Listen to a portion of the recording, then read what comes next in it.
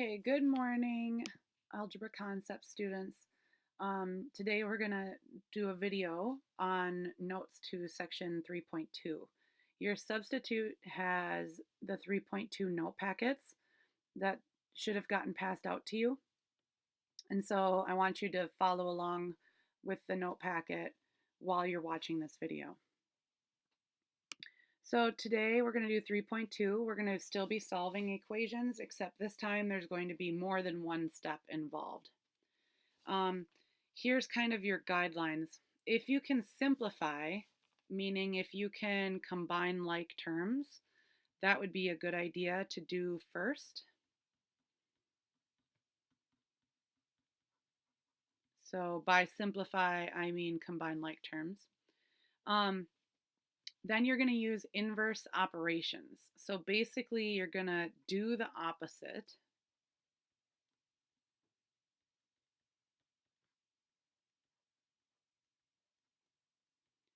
So if you see adding, you're going to subtract. If you see multiplication, you're going to divide. Do the opposite.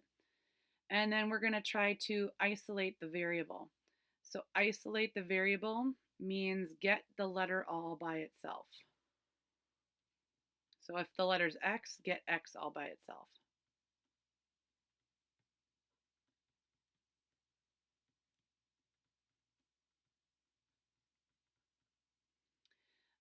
And one little kind of hint is usually you should take care of addition and subtraction first before you do your multiplication and division.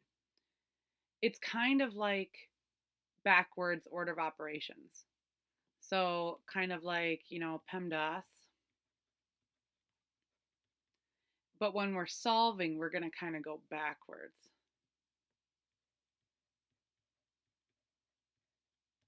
So you're going to start with your addition and subtraction, and then you're going to go to your multiplication and division.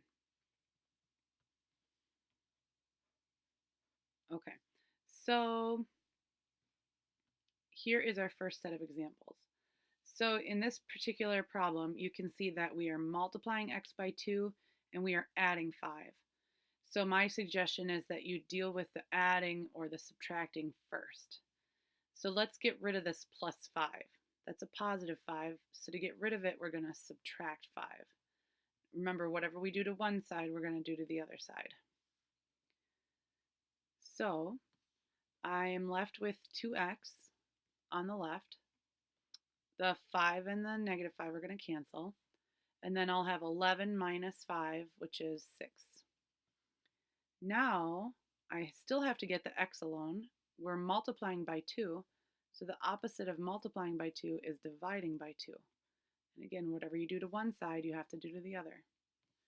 So now I'm left with an x on the left because those 2's cancel. And then 6 divided by 2 is 3.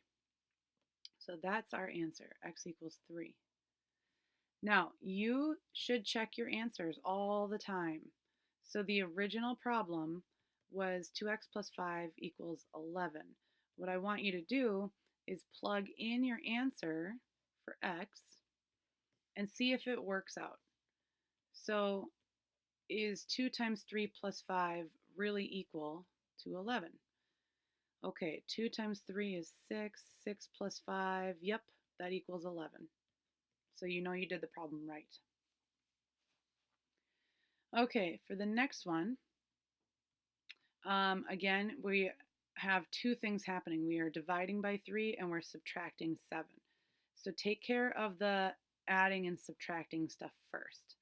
So if I want to get rid of this minus 7, I have to do the opposite of what I see, so I have to add 7 to both sides. Okay, so now negative 1 plus 7 is 6. And I still have z divided by 3. These 7's canceled. All right, now I'm trying to get z all by itself. I'm dividing by 3, so the opposite of that would be to multiply by 3. So those 3's cancel, and I'm left with z, and then 3 times 6 is 18. So that's my answer, z equals 18. And again, you can check your answer. So if we were to put in, here I'll write the equation. If we were to put in our answer of 18 in for z, let's check and make sure that everything works out. So is -1 equal to 18 divided by 3, which is 6, minus 7? Is 6 minus 7 equal to -1? Yep. So we did it right. Okay, here's the next set of problems. Okay, we're trying to get the x alone. We are currently multiplying by 5 and subtracting by 4. Handle the adding and subtracting stuff first. So if we're subtracting by 4, we do the opposite. We add 4 to both sides. So now I will have 5x over here because the 4's cancel. And then 51 plus 4 is 55. And I'm trying to get the x alone. Right now we're multiplying by 5. So we have to do the opposite. We have to divide by 5. So then we will just be left with x because the 5's cancel. And then 55 divided by 5 is 11. And again, you can check your answer. The original problem was 5x minus 4 equals 51. If we put in what we got for x, let's check to see if it really does equal 51. So if we put an 11 in there, does it work? 5 times 11 is 55. 55 minus 4, yep, is 51. So we did it right. Okay, this one. We're trying to get the x alone. Currently we're dividing by 2 and we're subtracting 9. Take care of the adding and subtracting first. So let's get rid of this minus 9 by doing the opposite, adding 9. 3 plus 9 is 12. I just have x divided by 2 because these canceled. Now I am dividing by 2, but I want to get rid of it, so I have to do the opposite, which is multiplying by 2. So those cancel and we just have an x, and then over here 2 times 12 is 24. So that would be our answer. And again, you can always check your answer by plugging it back into the original problem. So in this case, I'm going to plug in for x, I'm going to plug in what I got, 24, and see if that really works. Does it really equal 3? So 24 divided by 2 is 12, and 12 minus 9 is 3. So it works. Okay, so these are slightly different examples now. All the other ones we've done, there was only one letter ever. So x, there was only one time where it occurred. There was only one z, there was only one x. Well, now you're going to notice there's multiple x's. So what we need to do first is we need to combine those like terms. So simplify these. 4x plus 2x is 6x.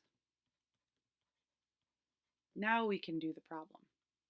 So we are trying to get x alone. We're currently multiplying by 6, so we have to do the opposite. We have to divide by 6. So then these will cancel. We'll just get an x. And then 24 divided by 6 is 4. So that is our final answer. Now, if you were going to check your answer, remember this was the original. So you would, if you were going to check your answer, you would plug a 4 in for any time you see an x.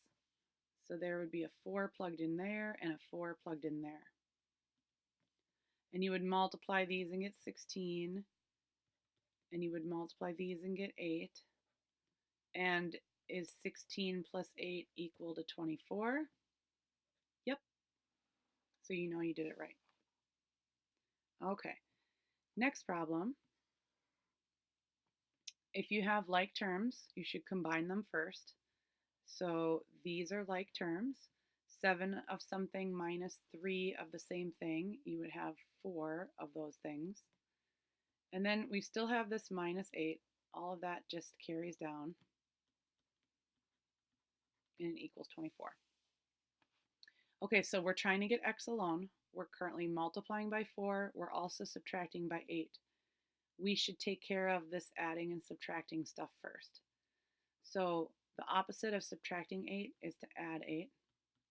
So we're going to add 8 to both sides.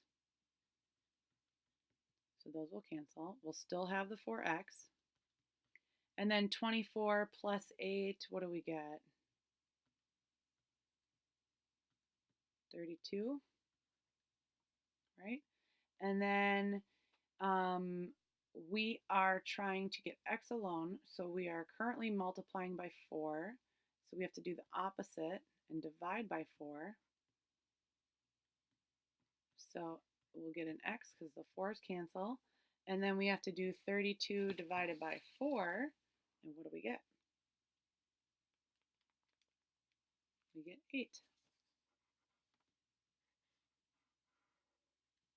And again, you can check your work, but we're going to move on. Almost done. So in this example over here, I notice that I have 5d and a minus 9d. Those we can combine. 5 of something minus 9 of the same thing would give us negative 4 of those things. We're currently multiplying our variable by negative 4, so the opposite of multiplying by negative 4 would be to divide by negative 4 on both sides.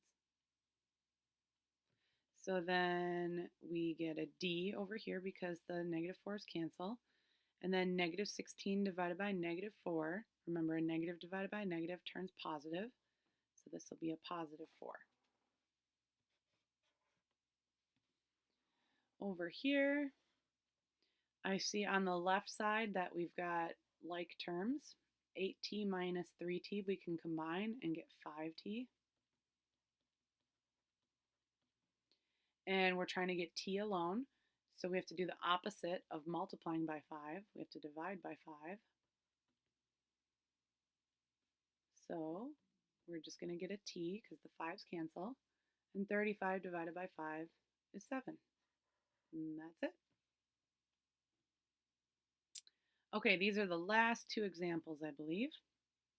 These are a little bit more challenging ones. Let's start with this one right here. This looks crazy because of all the decimals, but it's okay. You're going to just handle the problem the same way we've done all the other problems. So right now we are dividing and we are adding. We should always take care of the adding and the subtracting stuff first. So if I have a plus 8.3, to get rid of it, I'm going to do the opposite and subtract 8.3. So we will have x divided by 5.3 still, but those are going to go away.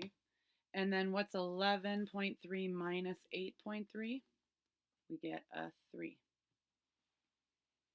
And then now we are dividing by 5.3, so the opposite of that would be to multiply by 5.3.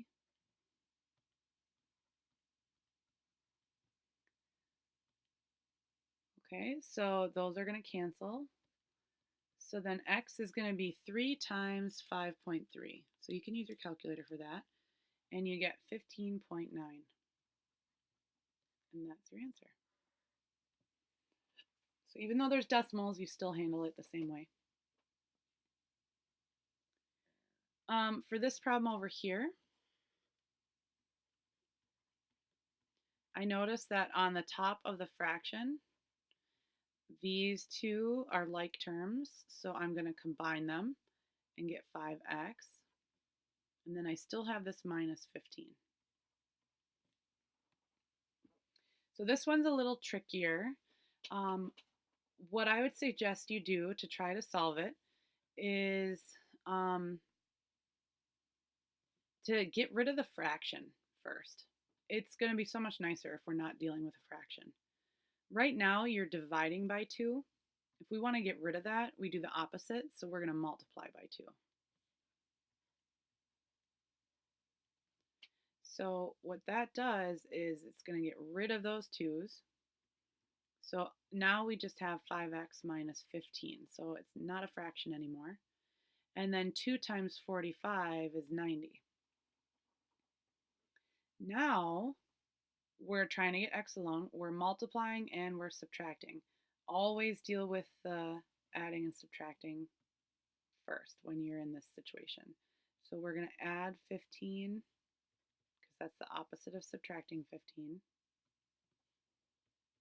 So we'll just be left with a 5x over on the right. 90 plus 15 is 105. And then what's the last thing we have to do? We are trying to get the x alone. So if we're multiplying by 5, we're going to have to do the opposite and divide by 5. So we'll have x over here because the 5's cancel.